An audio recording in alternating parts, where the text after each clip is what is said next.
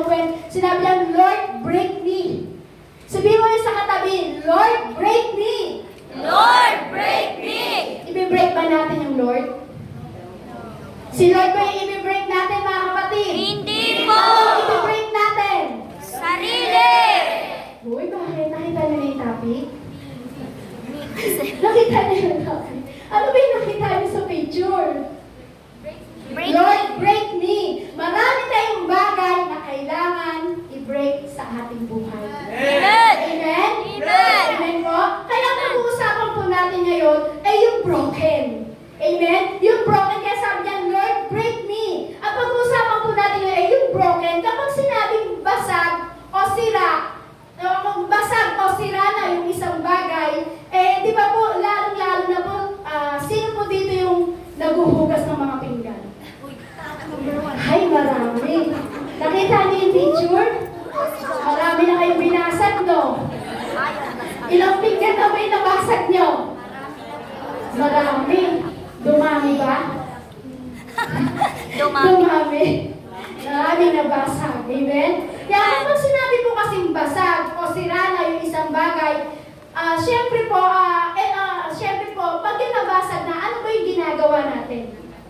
Di ba tinatapon na? Di ba kapag tayo nakakabasag po ng isang bagay, syempre di ba nagtipira-piraso yan? Amen. Amen? Amen. Di ba nga pwedeng pulutin yan kasi pag pinulot mo, matitibo ka pa, maihiwa ka pa. Amen? Amen. So ano po madalas ang ginagawa po natin kapag nababasag na ang isang bagay? Di ba ang ginagawa po natin pag magbasag na ang isang bagay, tinatapon na. Amen. Wala nang silbi, wala na, di na magagamit, ay basag na, tapon ko na. Yung konting laman nga lang di ba, tinatapon mo na. Amen? Amen. Amen po. Kaya ngayon po sa gabi nito, ang pag-aaralan natin is, Lord, break me. Kung paano tayo mabasag pagdating sa ating Panginoon. Kaya sabi po niyan, sabi po sa Lord, break me, ang sabi po, basagin mo ako, Panginoon. Sabi mo sa iyong sarili, Lord, Lord, basagin mo ang puso ko sa gabi nito. basagin mo ang puso ko sa gabing ito. Ba't parang tumatawa sa Lord? Basagin mo yung puso ko sa gabi nito. Amen? Yan. Dapat sa gabing ito, ang pag-aaralan, Lord, break me, kailangan, Lord, basagin mo ang puso ko sa gabing ito. Kasi sabi sa Psalm 51, sabi niya, ang handog ko ay karapat-dapat at pagpapakumbaba. Kaya kailangan natin ay magpabasag sa ating Panginoong Hesus. Kailangan natin magpabasag. Kasi mga kapatid, mahalaga po talaga yung tayo po ay basag yung puso natin sa Lord. Kasi hindi tayo makakapaglingkod sa Lord kung hindi durog at hindi basag ang ating puso. Kaya nga po, di ba, sabi nga po sa Psalm 51 verse 17, sabi po dito, my sacrifice, O God, is broken spirit. A broken and contrite heart God will not despise. Kailangan, importante talaga na basag yung puso natin sa Panginoon. Kaya tanongin na yung katabi, basag na ba ang puso mo pagdating sa Lord? Basag na ba ang puso mo? Kasi ang sabi po dito, magpagpapakumbaba ang espiritu. Amen? Amen. Ang ibig sabihin, pag nagpapakumbaba ang espiritu at sinabi mo, Lord, break me, ibig sabihin yan, basag at nagsisising puso. Amen. Yung nagsisising puso, alam niyo po sa mundo po kasi natin, ang katotohanan po, kapag ang isang bagay ay basag na, tinatapon na po talaga yan. Amen? Pero ano po sabi? Sabi, Lord, break me. Kahit basag ka, kailangan patuloy ka pa rin nagpapagamit sa Lord. Amen. Kasi sabi po dyan, Lord, break me. Ang ibig sabihin po yan, ang sinasabi po, Lord, ako po'y nagpapakumbaba, pusong nagpapakumbaba at pusong nagsisisi. Kapag sinabing, Lord, break me, pusong nagsisisi at nagpapakumbaba. Amen? Amen. Kaya sabihin mo sa iyong katabi, sabihin mo sa kanya, ibahin mo ang Diyos. Ibahin mo ang Diyos. Tanong mo, bakit? Bakit? Kasi kapatid, dahil po sa Diyos, sabi po dito, dahil po sa Diyos, ibahin mo ang Diyos. Kasi sabi po dyan, in God, until we are broken, God cannot really use us. Hindi po tayo tuluyang magagamit ng Diyos hanggat di tayo nababasag. Amen. Totoo po ba? Amen. Hindi tayo magagamit ng Diyos hanggat hindi tayo totoong nababasag. Oo, ginagamit tayo ng Diyos. Tama po? Amen. ministry natin, ginagamit po talaga tayo ng Diyos eh. Amen po? Amen. Kaya lang, kailangan po basag. Sabi diyan, in God, until we are broken, God cannot really use us. Hanggat hindi ka nababasag, kapatid, hanggat hindi nababasag ang puso mo, hindi ka magagamit ng ating Panginoong Isus. Kahit may ministry ka, kung hindi basag ang puso mo, wala rin sa yung ginagamit mong ministry sa paglilingkod pagdating sa Panginoon. Amen? Amen. Amen po? Amen. Kasi tingnan niyo po kasi ang Panginoon po kasi, naroon na po talaga yung bagay na gustong gawin sa atin ng Lord. Kaya sabihin mo sa katabi yung may ipipihit ka pa. Pero kayang gawin ng Diyos sa iyong kapatid. Kasi sinasabi, di ba, sa mundo natin, pagbasag na, itinatapon na. Pero ang gusto ng Lord, basag tayo pagdating sa harapan niya. Kaya sinasabi ng Lord, pinapasabi ng Lord, anak, may ipipihit ka pa. Amen? Amen. May ipipihit pa tayo. Meron pa tayong gagawin. Meron pang kayang bagay na bagong gawin ang Diyos sa buhay mo. Amen. Basag ka na sa mundo, kahit nasisira ka na sa mundo ito, pero ang Diyos ko, meron isang bagay na kaya niyang gawin para sa buhay mo. Amen? Ano po yung sikreto sa bagay na to? Magpabasag tayo pagdating sa Lord. Amen. Sabihin mo, Lord, basagin mo ang puso ko. Lord, basagin mo ang puso ko. Kasi napakahalaga po talaga ng maintindihan po natin lahat. Lalong-talo na tayo nakakilala sa Panginoon. Lalong tayo ng mga Kristiyano na naglilingkod sa Panginoon. Kailangan po talaga yung puso natin ay basag pagdating sa Lord. Amen. Tanong ko po ulit, basag na po ba ang mga puso natin pagdating sa Lord? Parang walang maka-amen. Kahit ako hindi ako maka-amen eh. Amen. Kasi ang hirap mong sabihin na, Lord, basag na ang puso ko sa iyo. Hindi natin masabi. Uulitin ko po, sino po magsasabi dito na basag na ang puso niya sa harapan ng Diyos? Wala po, di ba? Nakakahiya magtaas ng kamay. Tama po. Kasi may time na minsan lumalaban pa rin ang ating espiritu. Amen? Amen. Kasi tingnan niyo po kung bakit hindi tayo makapagtaas ng kamay natin pag tinanong tayo na basag na ba ang puso mo sa Lord? Kasi hindi mo masasabi na kaya mong ibigay ang buhay mo sa Lord kung basag na ang puso mo. Kasi pag basag ang puso mo, kaya mo nang ibigay ang buhay mo pagdating sa Lord. Amen? Amen. Amen? Amen. Tingnan niyo po sabi po dito, pag basag na ang puso natin, sabi niya, you can never pray na kaya mong ibigay yung buhay mo pagdating sa Lord.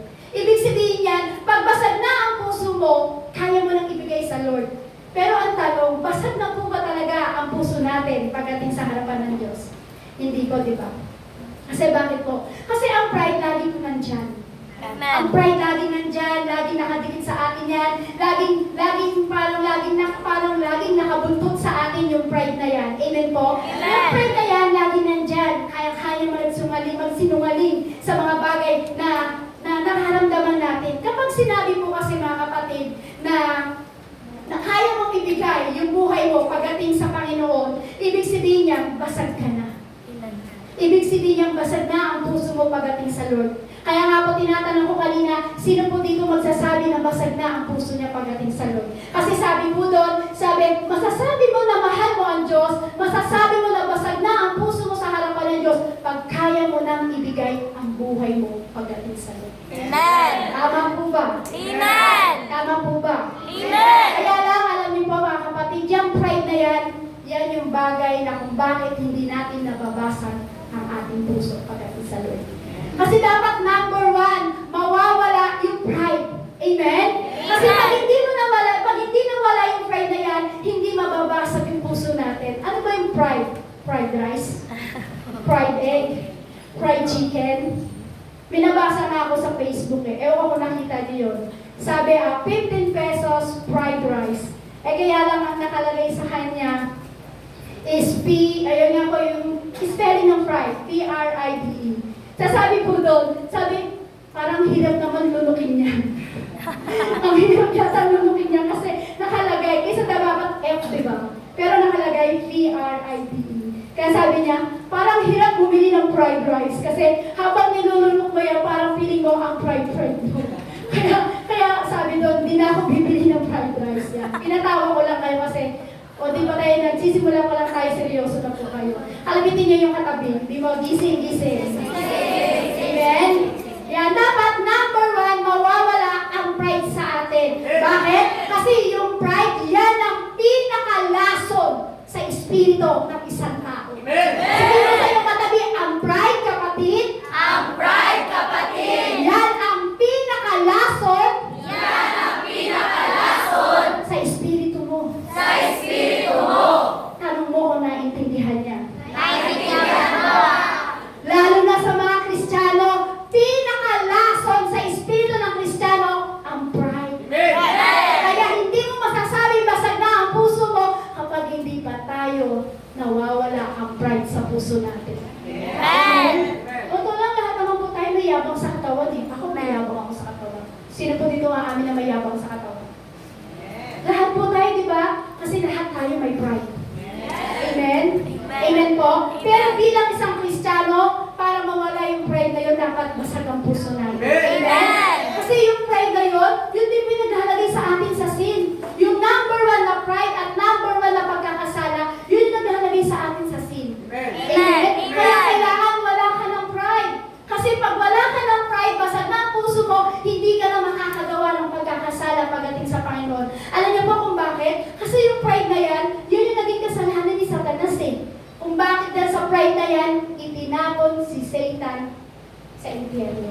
Amen. Amen? Amen. Kasi dahil po yun sa pride. Kaya pag-uusapan po natin sa gabi ito, inuulit-ulit ko po na kailangan basag po ang ating puso pagdating sa Panginoon. Kasi ang pag-uusapan po natin ngayon kung gaano kahalaga ang pagiging basag sa harapan ng ating Panginoong Hesus. Kaya sinasabi ko, basag na ba ang puso mo, kapatid? Masasabi mo ba na ikaw ay makakapaglingkod na at may bibigay mo ang buhay mo sa Panginoon kung hindi pa tayo basag? At kung may pride pa tayo sa puso. Bakit? Kasi napakahalaga talaga ang pagiging basag na puso sa harapan ng ating Panginoong Hesus. Amen. Amen? Amen. Kundi, meron nga po ako na-research yan. May na-search po ako. Sabi niyan, meron may isang art po sa Japan na tinatawag nilang kintsugi. Yan. Sabi po dyan, tinatawag nilang kintsugi. Kintsugi, the Japanese art embracing your imperfection. Sabi po dyan, meron po isang art dyan sa Japan na tinatawag nilang kintsugi. Kasi kumbaga, ang isang bagay po sa Japan, pagbasag na, nagagawa nila ito ng paraan. Nakita niyo po yan, basag na, pero hindi mo iisipin basag siya, di ba? Amen. Nabuo-buo pa nila, kapira-piraso. Siguro kahit yung parang butil na bubog dyan, nagawa pa nila. Kaya sabi po dyan sa art na yan, sa Japan na yan, nagawa po nila ng paraan yan para ito'y maging kapakipakinabang. Kapatid sa ating buhay, lahat po tayo ay may brokenness. Amen. Tama po? Sino po dito hindi nakakaranas ng brokenness sa kanyang buhay? Wala po, di ba? Lahat tayo may brokenness. Amen? Amen. Kaya kapatid sa buhay natin, lahat tayo nakakaramdam, lahat tayo nakakaranas, lahat dumadaan sa brokenness. Kaya lahat po tayo ay hindi perfecto sa harapan ng Diyos. Amen. Meron po bang perfecto dito? Ako. Ayaw nila magtaas eh. Amen. Kaya sabi po dyan, may art po sa Japan na kintsugi na ibig sabihin po kahit basag nagawan nila ng paraan. At ito ay naging pakipakinabang sa kanilang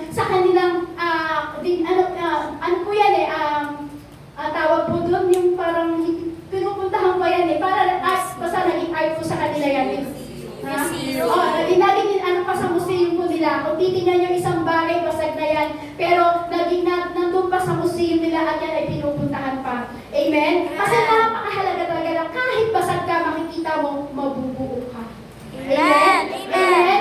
Kaya alam niyo po, wala pong perfecto dito. Meron po siguro dito na minsan dumaan na sa broken family. Tama po? Siguro sa atin ngayon may dumaan na sa broken relationship. Siguro sa panahon, sa oras po natin ngayon, may dumaan na sa broken dreams na siguro yung pangarap mo, hindi natupad, di ba? Pero kapatid, ang katotohanan, sabi po dyan sa art na yan, they use gold a powder. Sabi po sa art na yan, they use gold a powder. Para bakit po? Kasi nagawa ng paraan ng mga Japanese na yung powder na yon, yung sabi niya, use gold a powder. Yung parang yung glue. Nagawa nila ng parang yung basag na bagay na yan, napagdikit-dikit nila yan. Amen? Para pagdikit-dikitin yung basag na isang bagay sa kanila. Ganon din po ang buhay natin bilang mga Kristiyano pagdating sa harapan ng Panginoong Hesus. Amen? Maaaring dumaan tayo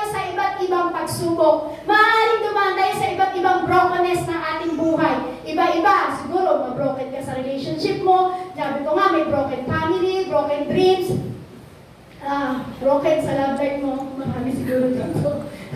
May mga tumatawa. Amen? Marami po dyan. Ibig sabihin, marami tayong pinagdaanan at iba't ibang brokenness na dumarating sa ating buhay. Pero alam mo kapatid, ibigay po natin yan sa Panginoon. Sabi po dyan, sabi po, ibigay mo sa master artist. Sino ba yung pinaka-master artist natin? Walang iba kundi si Jesus. Amen! Kung dumadaan ka sa brokenness, dumadaan ka sa mga iba't ibang pagsubok, ibigay mo sa pinaka-master artist ng buhay mo. Walang iba kundi ang ating Panginoong Hesus. Amen? Walang iba kundi ang ating Panginoon. Kayang gumawa ng Diyos. Amen? Kayang gumawa kahit brokenness ka na. Amen? Kahit ang mga pagsubok na pinagdaanan mo, sabi nga po, di ba, ibigay mo sa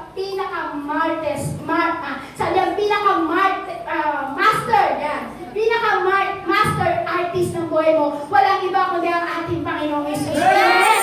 Kasi kayang gumawa ng Diyos. God turns into something good. Kayang gumawa ng Panginoong Hesus. Amen? Kaya from bad things, God turns into something good. Amen? Kahit nasa brokenness ka. Amen? Amen? Kaya sino po naniniwala po dito na kaya kang buuin ng Diyos kahit ikaw ay parang basag na basag na? Amen? Amen. Sino ba yung pinaka-master artist nyo? Si Jesus! Si Jesus. Amen? Amen. Di ba tinawag si Jesus na siya yung nag-restore ng buhay ng isang tao? Amen po? Amen. Amen. Po? Kaya sabi nga ng ating Panginoong Hesus, ibigay mo sa akin. Kaya nga po, di ba, naalala ko po yung preaching ko po doon ng Sunday po doon sa Kalasyaw.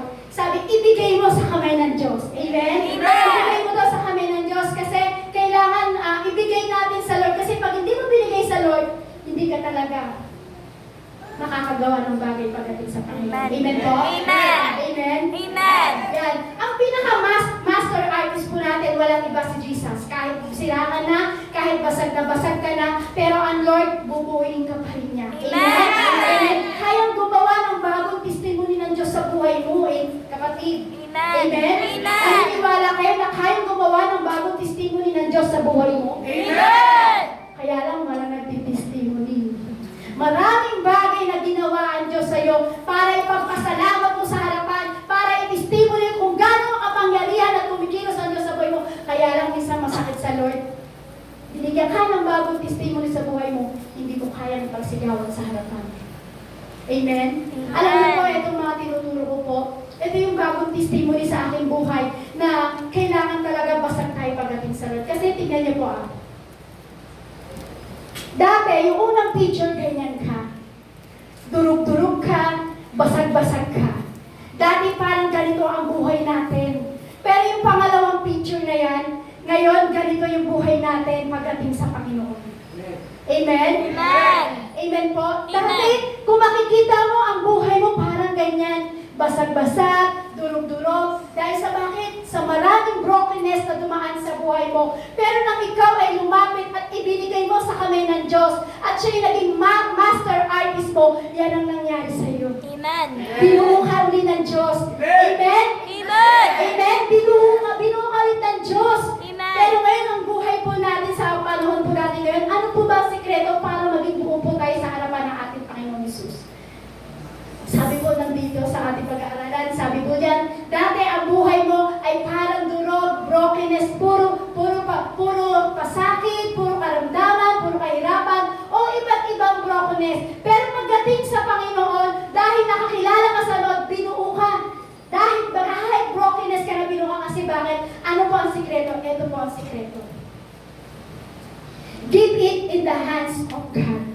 Kailangan mo ibigay sa kamay ng ating Panginoong Hesus anumang pinagdadaanan mo sa buhay. Amen? Huwag mong ibibigay sa kamay ng tao, mapapahiya ka lang. Huwag mong ibigay sa kamay ng kapatid mo, huwag mong ibigay sa kamay ng iba't ibang tao sa paligid mo, hindi ka matutulungan. Amen? Amen. Kasi kapag binigay mo sa kamay ng tao, ang gagawin lang naman sa inyo, yung pagiging brokenness mo, i-chismis ka lang.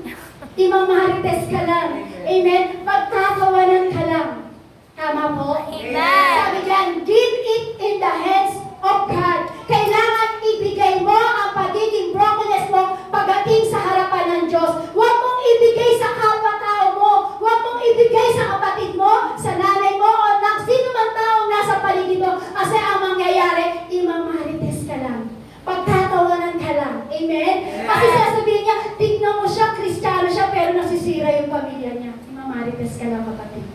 Amen? Kaya sabi niya, ibigay mo sa kamay ng ating Panginoong Hesus. Siguro sa ating buhay po ngayon bilang isang Kristiyano, marami kasing nagpapanggap. Amen? Amen. Maraming nagpapanggap na siguro sinasabi niya, ay, siya, papanggap lang yan kasi tignan mo, mamarites ka. Huwag mong ibibigay sa kamay ng tao. Amen? Amen. Pagtatawa ng ating mamas. Parang feeling mo na betray ka. Parang feeling mo, chinichismis ka, binitray ka. Yun yung bagay. Minsan, gano'n na nangyayari sa atin bilang isang tao. Kaya kung bakit dumaranas tayo ng iba't ibang brokenness sa ating buhay. Kapag may pangit na nangyayari, di ba kapag may pangit na nangyayari, dapat ibigay mo sa Lord. Amen. Ano sasabihin sa iba? Kunyari, uy, alam mo ba, kumare, ito si kumpare mo lang ganyan. Wala. Nagchichismis ka.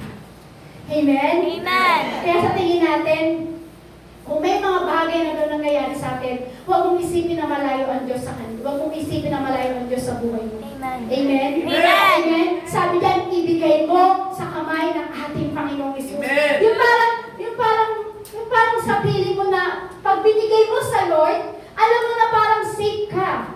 Diba? Kasi pag binigay mo yan sa kaibigan mo, sa kumari mo, hindi ka safe, imamarites ka. Pero pag yan ibinigay mo sa Lord, bubuuin ka muli ng ating Panginoon. Amen. Amen? Ano mang brokenness sa pinagdadaanan mo, sabi ng ating Panginoong Hesus, anak, ibigay mo yan sa aking mga kamay. Sasamahan kita, hindi kita iiwan. Sabi naman, I will never leave you, nor forsake you. Kaya sabi ng Lord, kailangan ko lang maging basag ang puso mo. Amen? Amen? Kasi minsan ganito po tayo, minsan tinitignan natin kung anong kamalian ng ating kapwa. Huwag ganon, kapatid. Sabihin mo sa iyong katabi. Huwag ganon, kapatid. Kailangan basag ang puso natin pagdating sa harapan ng ating Panginoong Hesus. Hindi tayo nakapokus sa ating mga kapatid.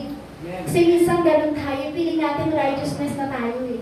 Feeling natin parang feeling mo maayos ka na, akala mo hindi ka nagkakamali. Pero alam niyo kapatid, kailangan kasama mo ang Diyos. Amen. Kailangan ibigay mo sa mga kamay ng ating Panginoon Sus anumang mga bagay na kailangan mo pagdating sa buhay. Kasi alam niyo po, ang taong may pusong basag pagdating sa harapan ng Diyos, alam niyo po ba, nakatingin lang yan sa sarili, hindi sa kapwa niya. Uulitin ko po, ang taong basag ang puso sa harapan ng Diyos, nakatingin lang yan at nakapokus sa kanyang sarili. Hindi niya tinitignan kung anong kamalian ng kanyang mga kapatid. Hindi niya tinitignan kung anong kamalian ang nasa paligid niya. Kasi pag meron kang basag na puso sa harapan ng Panginoon, ang tinitignan mo lang ang sarili mo sa harapan ng Diyos. Pinopokusan mo lang ang sarili mo sa harapan ng Diyos. Amen? Amen. Yun ang may basag na puso. Kasi pag walang basag na puso sa harapan ng Diyos, mamarites mo lang yung nakikita mong kamalian sa iyong mga kapatid. Kaya sabihin mo sa katabi mo, huwag ganon, kapatid. Huwag ganon, kapatid. Huwag mo titingnan na ikaw yung tama. Huwag mo titingnan na ikaw ang magaling. Amen? Kasi napakahalaga na maintindihan natin ang pagbibigay sa kamay ng ating Panginoong Hesus. Amen? Ibigay mo sa Lord, ibigay mo sa kamay ng Diyos yung brokenness na nararamdaman mo ngayon. Meron po ba dito mga brokenness? Meron po ba? Ayun yung brokenness. O Tagalogin na po natin. Meron po ba dito na nakakaranas ng hindi magaganda sa kanyang buhay? Ay, ayaw nyo ng English. Ayaw nyo ng English, gusto nyo Tagalog. Amen? Ayan. Sabi po, napakahalaga na maintindihan natin ang pagbibigay natin ng brokenness o ayaw ng English, Tagalogin natin. Napakahalaga na ibigay natin sa Panginoon anumang pinagdadaanan mo sa buhay mo. Amen! Ibigay mo yan sa ating Panginoong Hesus. Bakit? Bakit kapatid? Kasi siya yung master artist ng buhay mo. Sa ating nakasana, bumili mo kami ng ating Panginoong Hesus. Amen? Amen? Alam niyo po ang isang bagay pag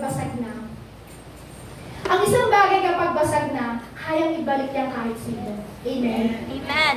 Pero alam niyo po, pagbasag ang puso mo pagdating sa harapan ng Diyos, kaya-kaya ng Diyos. Pero pag hindi basag ang puso mo sa harapan ng Diyos, hindi kayang ibalik ng kapatid niya. Amen? Amen. Amen? Amen. Kasi bakit? Siya yung master artist ng ating buhay. Amen po? Ano po ba sabi dun sa Genesis? Di ba ang sabi po dun sa Genesis? Sabi po, God created us as His own image likeness.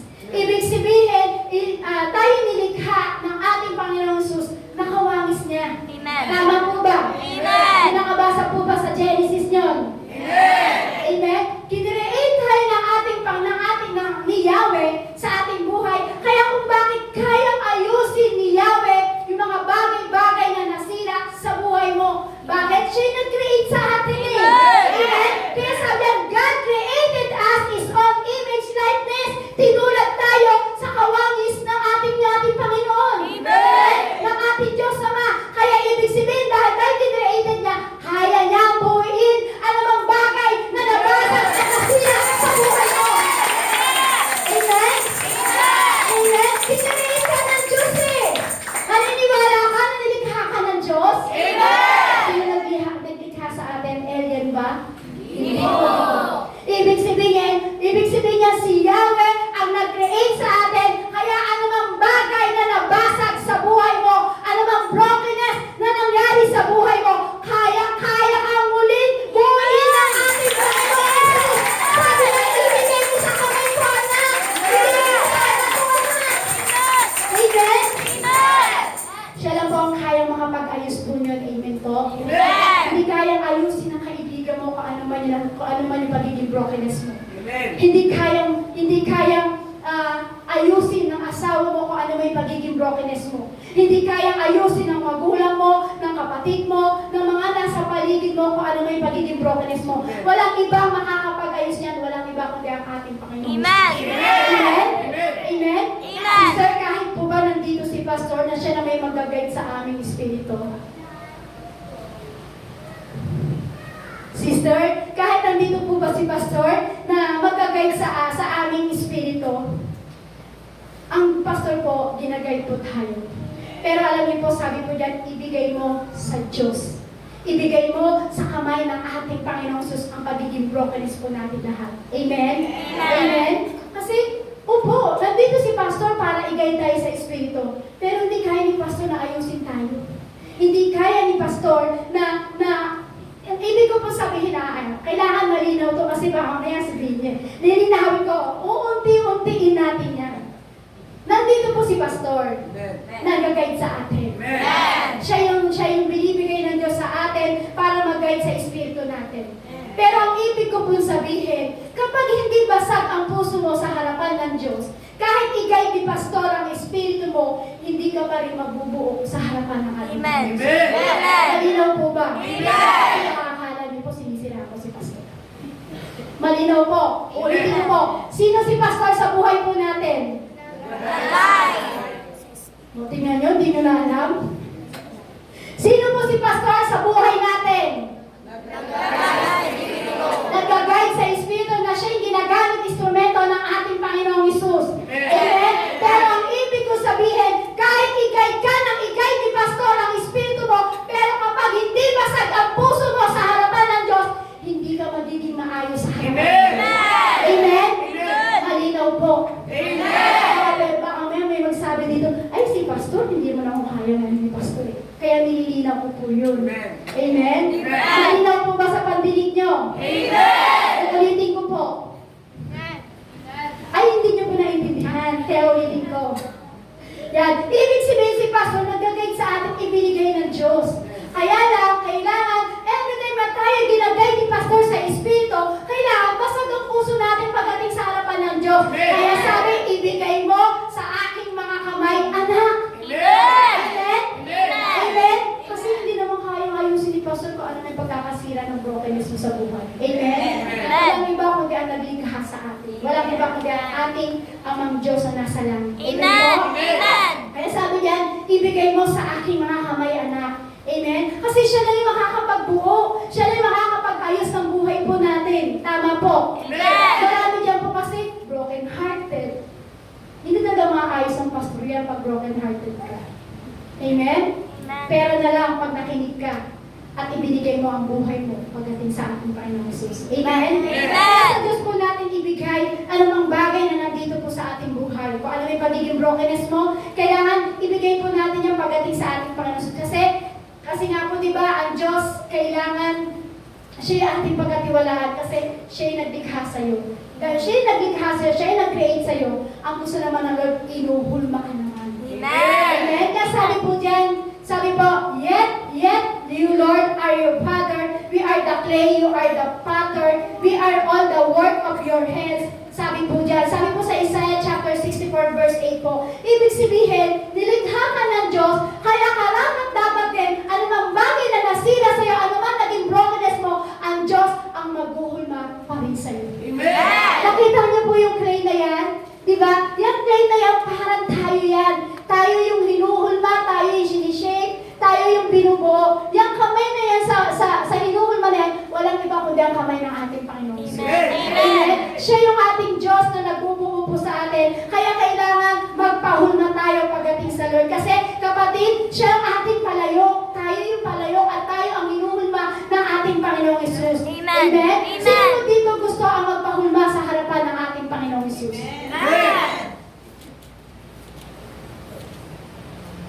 Ulitin ko, sino po dito gusto magpahulma sa harapan ng ating Panginoong Jesus? Diba kasi hindi nagtataas parang ayaw magpahulma? Amen? Kasi siya yung naglikha sa atin, kaya siya rin ang mag-shape sa atin at maghuhulma sa atin anumang bagay na nangyayari sa buhay mo. Amen? Kaya sabi diyan, ibigay mo sa kamay ko, anak, sabi ko ng ating Panginoong Jesus. Amen? Amen. Siya yung naghuhulma sa atin kasi bakit? Siya po talaga yung best para sa atin. Siya talaga yung naghuhulma sa atin, siya yung nag-shape sa atin, kasi siya talaga yung Diyos na makapangyarihan na kayang ibigay lahat kung ano man yung kaayusan sa ating buhay po. Pero alam niyo po, madalas, ang gusto po kasi po natin, tayo ang nagkukontrol. Kasi sabi ng Lord, siya yung dapat naghuhulma. Siya dapat ang nag-shape sa atin. Kaya lang, ang nakakalungkot, tayo mismo gusto natin, tayo ang nagkukontrol sa mga bagay na nangyayari sa ating buhay. Amen? Amen. Amen? Kaya Amen. kapatid, hayaan mo sa Panginoon yan. Amen? Amen. Hayaan mo sa kamay ng Diyos po yan. Ano mang mga bagay na nangyayari sa'yo, hayaan mo ang Diyos ang magporma sa'yo. Hayaan mo ang Diyos ang mag-shape sa'yo. Hayaan mo ang Diyos ang maghulma sa'yo. Ano pa? Mag-shape, maghulma, magporma. Ano pa? May alam pa po ba kayo? Ano? Kasi hayaan mo ang Diyos ang mag-shape sa'yo. Hayaan mo ang Diyos ang maghulma sa'yo. Hayaan mo ang Diyos ang magporma sa mga bagay na merong nasisira sa espiritu mo. Amen. Amen? Amen? Amen. Huwag tayo ang magkukontrol, kapatid. Sabihin mo sa katabi, huwag kang magkontrol, kapatid. Huwag kang magkontrol, kapatid. Sa anumang kagustuhan ng ating Panginoong Hesus. Sa anumang kagustuhan ng ating Panginoong Jesus. Bakit parang ang hina pagka sa anumang kagustuhan ng ating Panginoong Hesus? Huwag kang magkontrol, kapatid! Sa kagustuhan. Hindi ako makukuna. Kasi sabi nyo kanina, sabi ko, sabi nyo sa akin tabi, sabi mo sa iyong katabi, huwag kang magkontrol, kapatid. Kaya ito sabi nyo, huwag kang magkontrol, kapatid! Tapos sinabi ko, ano yung sabi ko kanina? Sa kagustuhan ng ating Panginoon Hesus. Sa kagustuhan ng ating Panginoong Hesus. Parang ayaw. Hello? Okay, asan na? Ay, sige, pupunta ako dyan. Ay, okay, sige, tayo mo, wait lang. Pagkatapos ko mag-pressure ko tayo. Ay, yeah. Akala ko kasi may tumawag sa akin. Amen. Yan, balik po tayo sa ating pag-aaral. Nasa na ba tayo? Yan. Kaya dapat, hindi tayo ang nagpo-control. Amen? Amen. Dapat ang Lord. Amen po? Kasi Amen. kaya mo ang Diyos ang mag-control sa mga bagay na nangyayari sa buhay mo. Siya ang nagpuporma, siya ang naguhulma, siya ang nag-shape ng mga bagay na nangyayari sa buhay mo. Amen? Amen? Yung parang yung gusto mo na, Lord, ikaw na Lord. Kasi ikaw naman yung naglikha sa akin eh. Amen? Amen. Kaya, alam niyo po, pinakamaganda po, yung magiging maganda po kalalabasan po natin, pag ang Diyos ang naghulma sa'yo. Amen. Amen. Sige mo sa iyong katabi, kaya pala ganyan, Ken. Kaya pala ganyan kay. Ayaw mo magpaporma sa Lord. Ayaw mo magpapagawa sa Lord. Ano sabi? Kasi kailangan, dahil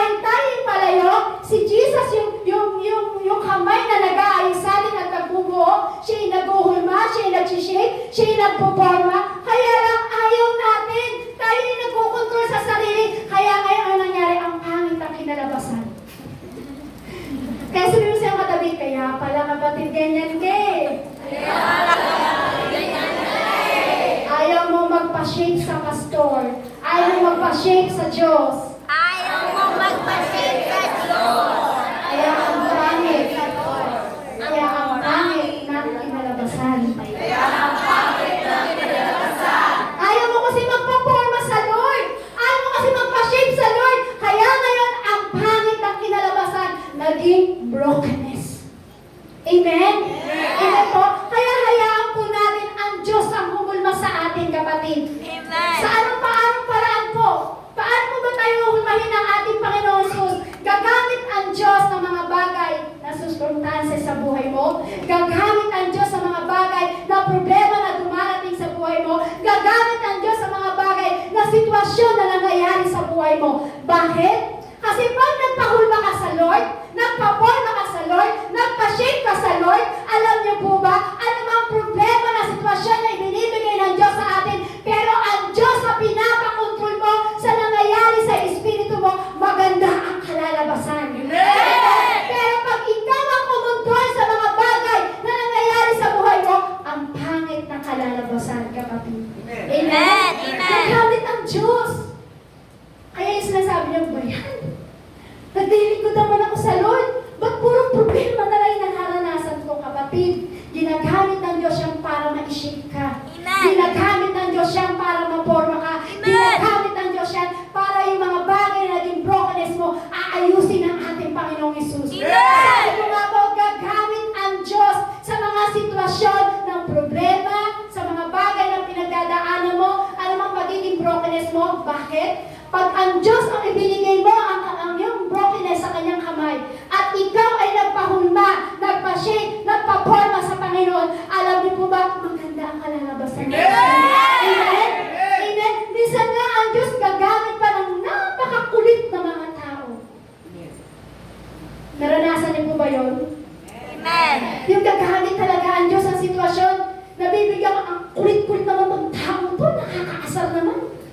Lagi na lang, lagi kaya nasisira yung puso ko. Diba? Pride. Amen? Amen. Gagamit ang Diyos, bakit? Pag pinakita mo na nagpapahulma ka sa Lord, anumang sitwasyon na ginagamit niya sa buhay mo, aayusin ng ating Panginoon.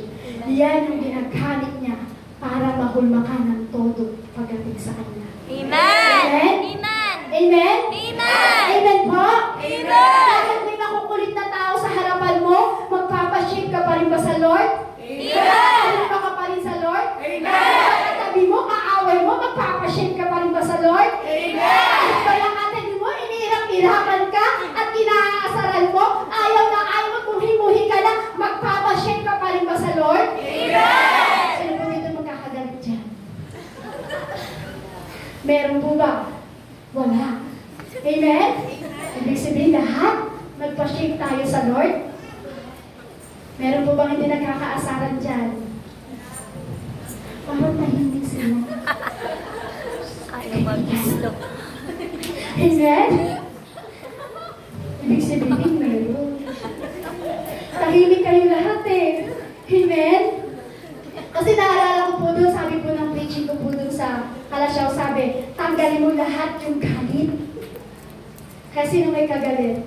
Hala kapatid, bigay mo na sa Panginoon, ipashake mo na yung puso mo para mabasag. Amen? Kasi pag punong-puno ng galit ang puso mo, hindi ka maisishake ng Lord. Pag punong-puno ng dalamhati ang puso mo, punong-puno ng galit sa mga bagay, hindi ka mahuhulma ng Lord. Sabi mo sa katabi, itapon mo na yan. Itapon mo na yan. Amen? Amen. Amen? Amen. Kasi kailangan po yan. Amen? Amen. Parang naalala ko kasi yung preaching ko po doon sa Sunday ko sa Kalasyaw. Kasi tinuro po talaga ng Lord sa akin yung kaya hindi ko po nakakalimutan. Kasi kailangan ang galing talaga. Amen. Amen? Amen. Kasi hindi ka makakapaglingkod sa Panginoon pag punong-puno ng galit ang puso mo. Hindi niya mahuhulma ang espiritu mo. Amen? Amen. Amen? Amen. Kahit may makukulit, kahit hindi mo gusto yung katabi mo, kahit iniirap-irapan ka ng katabi mo, okay lang. magpahulma ka sa Lord. Amen? Amen po? Amen. Kasi para din po yung pag pinorma tayo ng Lord, para din po yan sa character natin. Amen. Amen po? Amen. Para po yan sa character natin, para i-shape po tayo ng ating Panginoong Isus. Kumbaga, hindi tayo nakabase sa anumang bagay na ginagawa po natin sa mundo. Kailangan maging maayos ang character natin pagdating sa ating harapan ng ating Panginoong Isus. Amen? Amen. Hindi tayo nakabase kung anumang gusto ng bagay, gustong bagay na gawin natin sa buhay. Nakabase tayo kung anong gustong gawin ng Diyos sa'yo. Nakabase tayo, nakapokus ka kung ano ang hulma ng Diyos sa'yo. Amen? Amen. Amen? Kaya Amen. napakahalaga kapatid na lahat tayo ay hindi naman talaga perfecto. Meron po ba ulit perfecto dito? Wala po.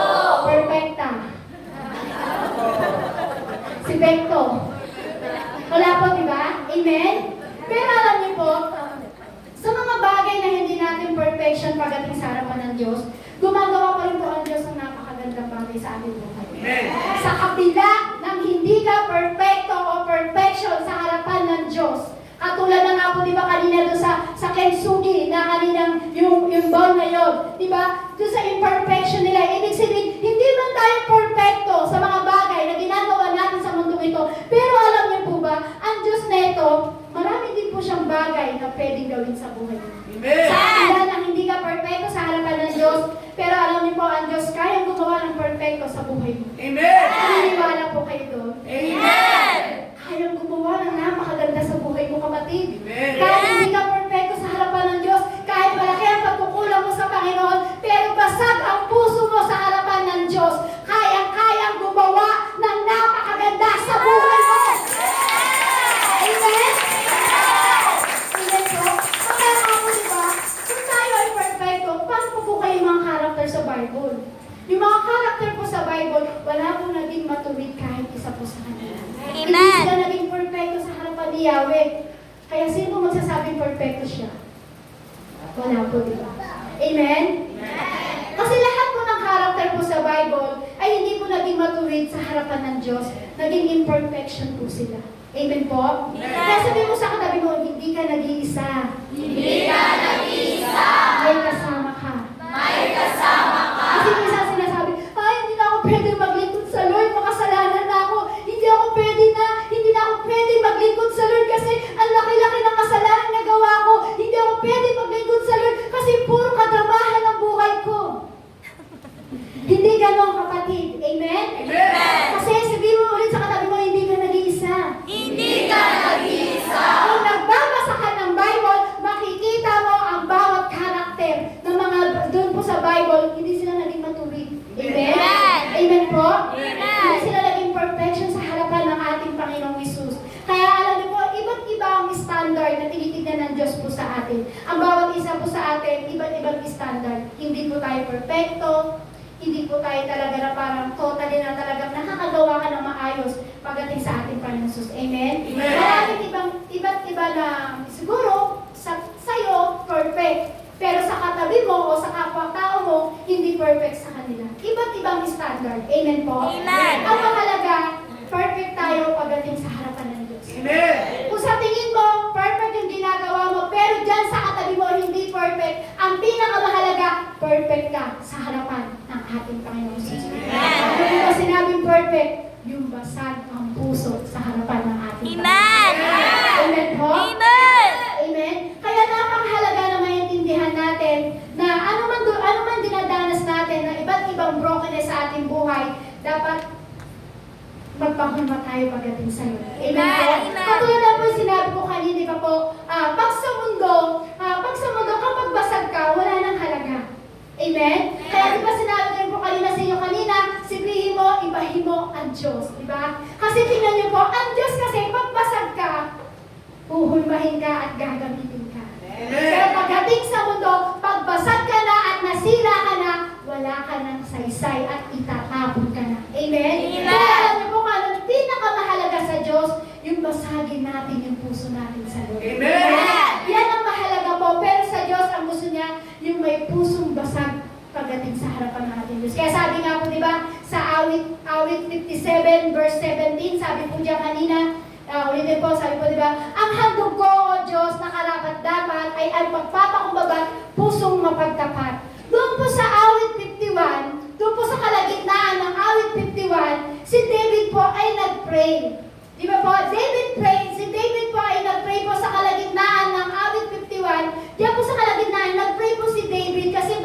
po. Si David po kasi trying to hidden sin sa Panginoon. Sinubukan ni King David dyan sa pagpapray niya yan, sa kalagitnaan ng Psalm 51, ito po si King David na sinubukan niya na magtago sa Lord.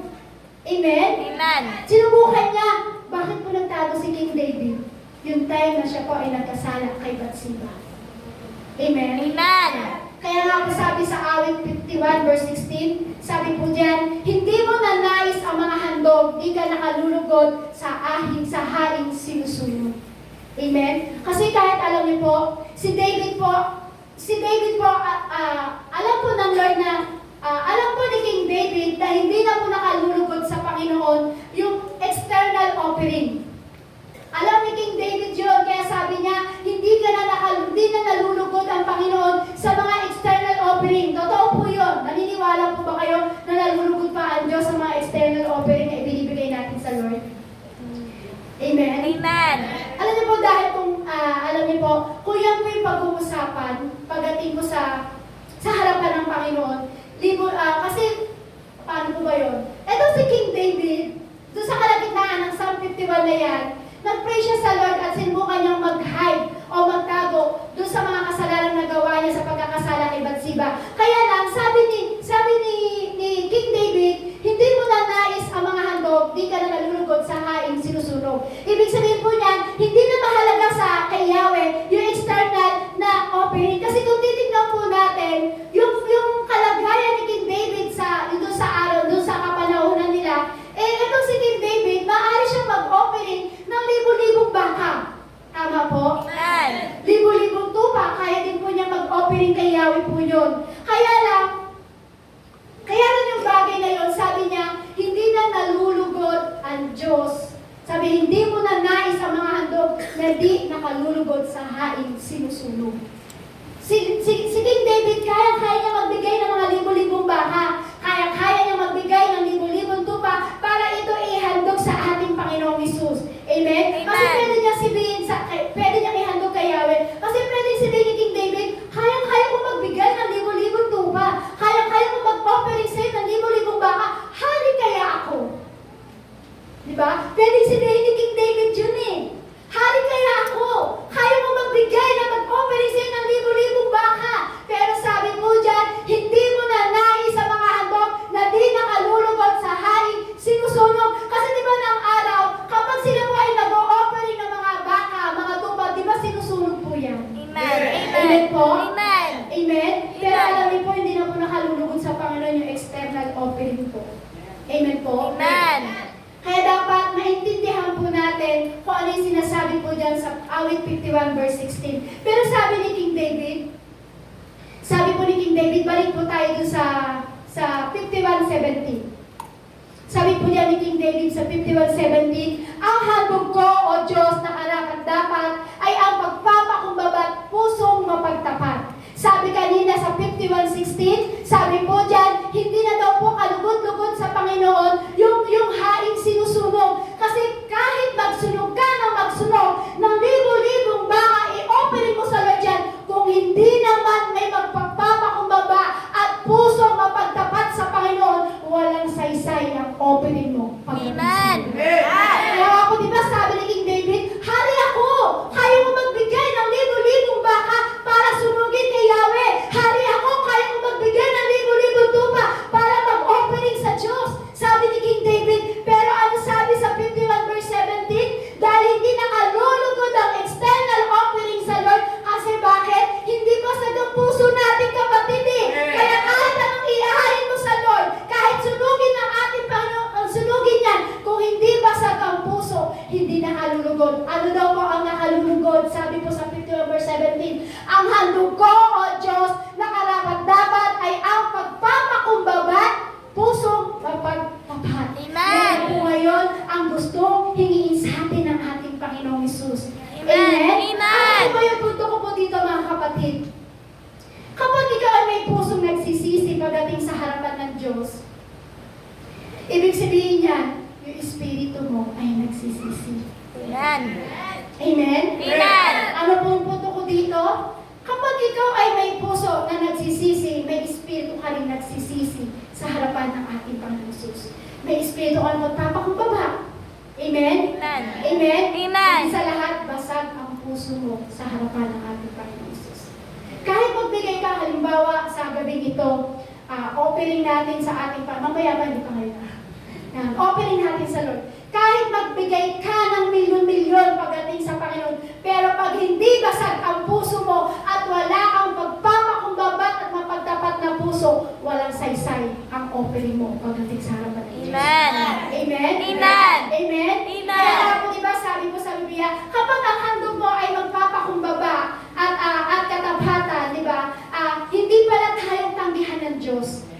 Kapag ang handog mo pala, ang pagpapakumbabat at mapagtapat at karapat-dapat na pusong basag sa harapan ng Diyos, hindi ka pala kayang tanggihan ng Diyos, kapatid. Kapag ang puso mo pala ay hinihandog mo sa Lord, pagpapakumbabat, pagtatapat sa Lord, basag na puso, kahit anong tawag mo sa Lord, hindi ka na kayang tanggihan, kapatid. Bakit? Inopening mo yung puso mo eh. Ibinigay mo yung puso mong basag. Amen? Inalay mo sa Lord ang pagpapakumbabat, pusong tapat. Amen. Amen? Amen. Amen po? Amen. Yan daw po pala ang gusto ng Diyos na i-offering natin sa Kanya. Yung pagpapakumbabat at may katapatan tayo sa ating puso. Hindi ka kaya tanggihan ng Diyos, kapatid. Amen po? Amen. Ano po ba ang sikreto? Ang sikreto po, kailangan lang po pala natin na pagpapakumbaba sa Panginoon. Yung alam mo yung bagay na marami kang bagay na iniisip, pinoproblema. Pero ang sikreto pala para maging maayos, para lapitan ka ng ating Panginoong Jesus, ang kailangan pala may puso kang basag at tapat at pagpapakumbaba sa harapan ng Diyos. Hindi ka kayang tanggihan ng Diyos. Amen. Amen? Amen. Amen po? Amen. Amen? Amen. Kaya ng Diyos kapag nakita niya yung tunay na takos ng puso mo na pagpapakumbaba, hindi ka pala pwedeng tanggihan ng Diyos, kapatid. Amen. Wow! Sabi mo sa katabi, wow! Wow. Sipin mo yun?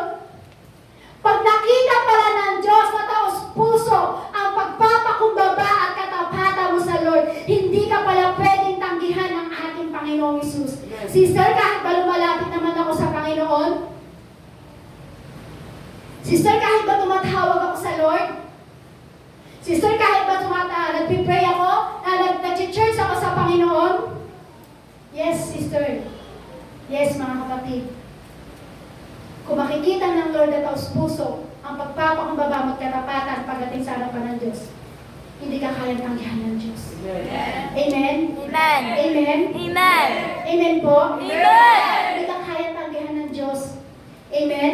Kasi alam niyo po, nadadala lang po naman tayo kasi minsan ng emotion namin. Kaya kailangan i-check mo yung heart mo. Sabihin mo sa iyong katabi, check your heart. Check your heart. Kailangan i-check mo yung puso mo. Amen? Amen. Kaya ang heart check dapat laging check mo yung puso mo. Amen? Baka Amen. kasi mamaya, nagiging emotional ka na lang eh. O kung bakit minsan hindi ako tinatanggihan ng Lord, baka mamaya emotional na lang yan, kapatid. Amen? O kaya nakikigaya ka na lang sa mga tao na nandito pag nakikita mong umiiyak. Amen? Kasi alam niyo po mga kapatid, malalaman mo ang totoong puso na may pagpapakumbaba. Malalaman mo yung isang puso na mayroong talagang basag na puso kapag wala ka dito sa church at nag-iisa ka. Kapag wala ka dito sa church at nag-iisa ka na lang sa bahay mo, eh kaya-kaya mo umiyak sa Lord. Amen? Amen. Kung paano mo dinidil ang Diyos pag nandito ka sa church, yung kapag nandito ka sa church, kung paano mo dinidil ang Diyos, kailangan ganun ka rin kahit nag-iisa ka sa tahanan mo, kahit nag-iisa ka na lang, kailangan, kapatid, makita ng Diyos sa taot puso ka talaga, may pagpapakumbabat at lumalapit pagdating sa Panginoon. Amen. Kasi ganito po yan eh. Kapag ikaw ay hindi mo kayang umiyak, kapag nag-iisa ka, kapag ikaw ay hindi mo kayang umiyak, kapag nag-iisa ka at nandun ka sa bahay mo, alam niyo po, kapatid, tapos dito naiiyak ka. Tapos dito nakukuha mo umiyak. Pero pag nag-iisa ka sa tahanan mo, nag-iisa ka dun sa bahay mo, at